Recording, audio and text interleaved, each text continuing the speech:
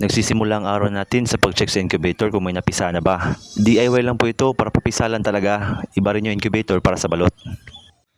Hola mga kabibi, pinagpalang araw po para sa ating lahat. Ngayong araw naman po pala ipapakita ko sa inyo ang mga inalagaan kong itik. Ito po yung grupo na maliliit, ito po yung mga kapibisa pa lang. So nakita nyo ay nakahangir sila para hindi madali ng daga.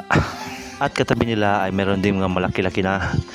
Binubukod natin sila kasi sobrang liksi nila. Dapat talaga ay nakahiwalay sila. Kasi madadaganan nila yung mga maliliit pa. Hindi naman kalayuan ay nandito na rin yung mga medyo malalaki na. Pagdating ng 2 buwan o mahigit pa ay pwede natin ilapag sa lupa ang itik. Dito ay mas malaki ang area na pwede nilang magagalawan. Pansinin nyo na iba-iba ang edad ng mga itik nating inaalagaan. Ganyan po talaga ang programa ng pag-aalaga ko. Backyard lang po ang setup at dahan-dahan ang pamamaraan. Sa bandang 2 naman ay meron tayong mga itik na kapangingitlog pa lang. Napapansin ko na medyo basa ang sahig nila. Gawa ng laging umuulan dito sa amin ngayon. Nai-stress ang itik pag basa ang flooring, ayaw nila mga itlog dyan. Kaya agad-agad ay gawa natin ang paraan.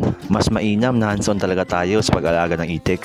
Kasi nakikita natin ang mga problema at mas malaking problema pa na darating pa. Para sa akin ito kagandahan ng farming. Araw-araw may nakikita kang problema, may challenge talaga. Hindi ka maboboring at paggising sa umaga, excited ka na. Araw-araw sa insaktong oras ay nagpapakain tayo ng Madre de Agua. Mainam to para sa nangitlog ng tinaitik.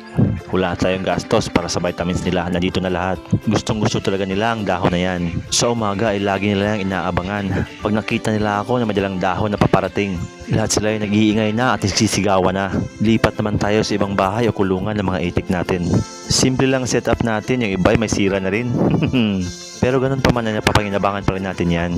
Hindi naman namimili ang itik ng mga bahay na kanilang paglalagyan.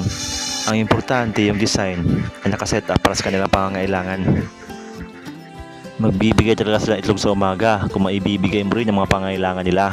Basta ayusin lang natin yung pag-aalaga sa kanila ng may puso, sila nang bahala para sa ating pangkabuhayan.